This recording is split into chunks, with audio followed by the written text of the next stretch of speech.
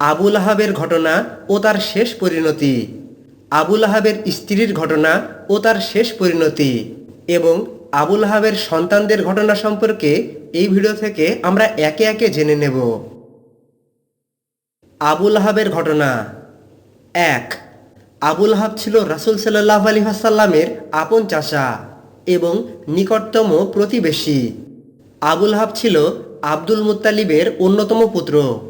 আবু লাহাবের আসল নাম হচ্ছে আব্দুল উজ্জা।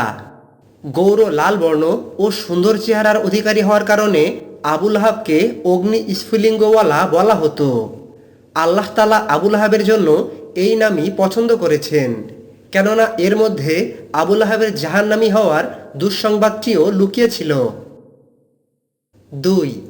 রাসূল সাল্লাল্লাহু আলাইহি ওয়াসাল্লামের নবুয়তের আগে আবু লাহাবের দুই ছেলে উতবা ও উতাইবার সাথে নবীজির দুই মেয়ে রুকাইয়া ও উম্মে কুলসুমের বিবাহ হয়েছিল।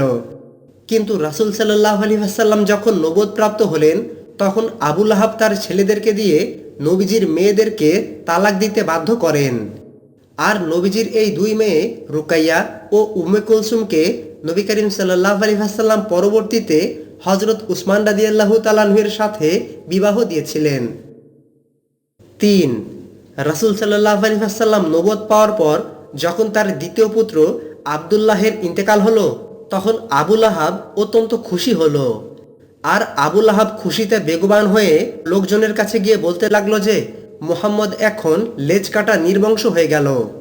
যার পরিপ্রেক্ষিতে মহান আল্লাহ তাআলা পবিত্র কোরআনে সূরা কাউসার নাজিল করেছিলেন, কেননা সেই যুগে কারোর সন্তান না থাকলে তাকে উক্ত নামে অভিহিত করা হতো। সূরা কাউসারের ৩ নম্বর আয়াতে আল্লাহ তাআলা বলেছেন, যে আপনার শত্রু সেই তো লেজ কাটা নির্বংশ। ৪। হজের মৌসুমে আবু লাহাব রাসূল সাল্লাল্লাহু আলাইহি ওয়াসাল্লামের পিছে লেগে থাকত। রাসূল সাল্লাল্লাহু আলাইহি ওয়াসাল্লাম যেখানেই মানুষকে দাওয়াত দিতেন, আবু লাহাব সেখানে গিয়ে তাকে গালি দিয়ে লোকদেরকে ভাগিয়ে দিত। আবু লাহাবের শেষ পরিণতি। বদরের যুদ্ধের ১ সপ্তাহ পরে আবু লাহাবের গলায় প্লেগ মহামারীর ফোড়া দেখা দেয়, বর্তমান সময়ে যাকে বলা হয় গুটি বসন্ত।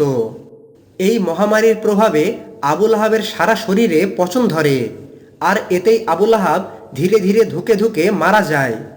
এটা সংক্রামক ব্যাধি হওয়ার কারণে আবু লাহাবের পরিবারের লোকজন তাকে ছেড়ে চলে যায়। এরপর আবু লাহাবের লাশ ৩ দিন সেখানে পড়েছিল। আর তারপর দুর্গন্ধের হাত থেকে বাঁচার জন্য কুরাইশের এক ব্যক্তির সহায়তায় আবু লাহাবের দুই ছেলে তাদের পিতার লাশটি মক্কার উচ্চভূমিতে নিয়ে যায় এবং এরপর সেখানেই একটি গর্ত করে লাঠি দিয়ে ঠেলে আবু লাহাবের লাশটি সেই গর্তে ফেলে দেয়। এরপর দূর থেকে পাথর ছুঁড়ে সেই গর্তটি বন্ধ করে দেয়া হয়। যেই আবু লাহাব একদিন রাসূল সাল্লাল্লাহু আলাইহি ওয়াসাল্লামকে পাথর ছুঁড়ে মারতে উদ্যত হয়েছিল, তাকেই আজকে মরণের পর তার ছেলেরাই পাথর ছুঁড়ে মেরে অনাদরে পুঁতে দিল। আবু লাহাবের বিপুল ধন সম্পদ ও সন্তান সন্ততি তার কোনো কাজেই আসলো না। অহংকারের পরিণাম চিরদিন এমনই হয়ে থাকে। পবিত্র কোরআনের সূরা লাহাবে আল্লাহ তাআলা বলেছেন, ধ্বংস হোক আবু লাহাবের 2 হাত ও ধ্বংস হোক সে নিজেও। কোনো কাজে আসেনি তার ধন সম্পদ ও যা সে উপার্জন করেছে। শীঘ্রই সে প্রবেশ করবে লেলিহান আগুনে। আবু লাহাবের স্ত্রীর ঘটনা। আবু লাহাবের স্ত্রী ছিল আবু সুফিয়ানের বোন আরওয়া অথবা আওরা ওরফে উম্মে জামিল বা সুন্দরের উৎস। আবু লাহাবের স্ত্রীর এক চোখ দৃষ্টিহীন ছিল। সেও তার স্বামী আবু লাহাবের অকপট সহযোগী ছিল। আবু লাহাবের স্ত্রী উম্মে জামিল সর্বদা রাসূল সাল্লাল্লাহু আলাইহি ওয়াসাল্লামের বিরুদ্ধে গীবত ও নিন্দাবাদে মুখর থাকত। যেই ব্যক্তি চগলখড়ি ও মিথ্যাচারের মাধ্যমে সংসারে বা সমাজে অশান্তির আগুন ধরিয়ে দেয়, সেই ব্যক্তিকে আরবদের পরিভাষায় ইন্ধন বহনকারী বা লাকড়িবাহক বলা হতো। আর পবিত্র কোরআনের সূরা লাহাবে আবু লাহাবের স্ত্রীকে এমন নামে অভিহিত করা হয়েছে, অর্থাৎ এটা হচ্ছে ওই শুষ্ক কাঠ যাতে আগুন লাগালে দ্রুত আগুন ছড়িয়ে পড়ে। আবু লাহাবের স্ত্রী উম্মে জামিল পিছন থেকে এই কাজটি করত।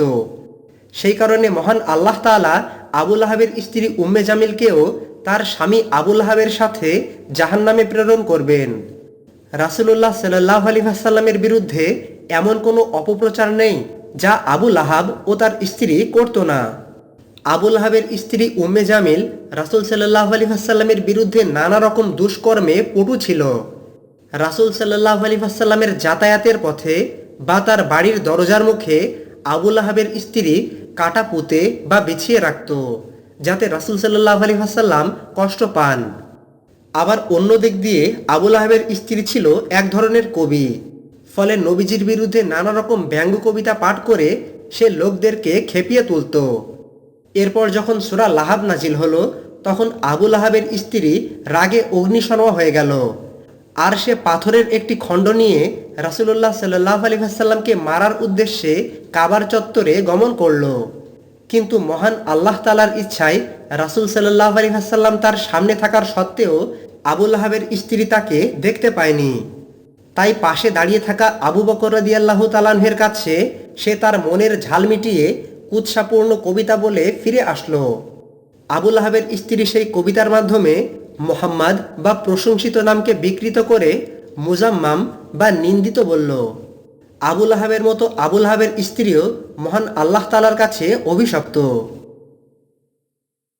আবু লাহাবের স্ত্রীর পরিণতি। আবু লাহাবের স্ত্রী উম্মে জামিল প্রতিদিন কাঁটাওয়ালা ঝোপের বোঝা এনে মুসলমানদের চলার পথে ছিটিয়ে দিত। এই কাজটি সে করত রাতের বেলায়। একদিন আবু লাহাবের স্ত্রী উম্মে জামিল তার গলায় বোঝা বহন করে আনতে পারছিল না। এরপর সে একটি পাথরের উপর বসে পড়ে। তখন ফেরেশতা এসে আবু লাহাবের স্ত্রী উম্মে জামিলকে পিছন থেকে টেনে ধরে হালাক করে দেয়। এভাবে আবু লাহাবের স্ত্রী উম্মে জামিল ধ্বংস হয়ে যায়। পবিত্র কোরআনে আবু লাহাবের স্ত্রী সম্পর্কে বলা হয়েছে, এবং তার স্ত্রীও যে ইন্ধন বহন করে তার গলদেশে খড়জুরের রশি নিয়ে। আবু লাহাবের সন্তানদের ঘটনা। আবু লাহাবের 3 জন পুত্রের নাম হচ্ছে উতবা, উতাইবা ও মুয়াত্তাব, এবং আবু লাহাবের 3 জন কন্যার নাম হচ্ছে দুররাহ, খালেদা ও ইজ্রাহ। এর মধ্যে উতবা ও উতাইবা রাসূল সাল্লাল্লাহু আলাইহি ওয়াসাল্লামের 2 কন্যা রুকাইয়া ও উম্মে কুলসুমের স্বামী ছিল। সূরা লাহাব নাজিল হওয়ার পর আবু লাহাবের নির্দেশে তার ছেলেরা তাদের স্ত্রীদের তালাক দিয়ে দেয়। পরবর্তীতে রুকাইয়া ও উম্মে কুলসুম রাদিয়াল্লাহু তাআলা আনহার বিবাহ হয়েছিল হযরত উসমান রাদিয়াল্লাহু তাআলা আনহুর সাথে। রাসূল সাল্লাল্লাহু আলাইহি ওয়াসাল্লামের এক মেয়ের ইন্তেকালের পর অপর মেয়েকে তিনি উসমান রাদিয়াল্লাহু তাআলা আনহুর সাথে বিবাহ দিয়েছিলেন। আবু লাহাবের এক ছেলে উতাইবাকে রাসূল সাল্লাল্লাহু আলাইহি ওয়াসাল্লাম বদদুয়া দিয়েছিলেন। পরবর্তীতে আবু লাহাব বেঁচে থাকাকালীন তার ছেলে উতাইবা কুফরি হালতে বাঘের হামলায় নিহত হয়। মক্কা বিজয়ের পরে অন্যান্যরা মদিনায় হিজরত করলেও তারা 2 ভাই মৃত্যুর আগ পর্যন্ত মক্কাতে অবস্থান করেছিল। আবু লাহাবের ঘটনা এবং তার শেষ পরিণতি জেনে আশা করি আপনারা অনেক উপকৃত হয়েছেন।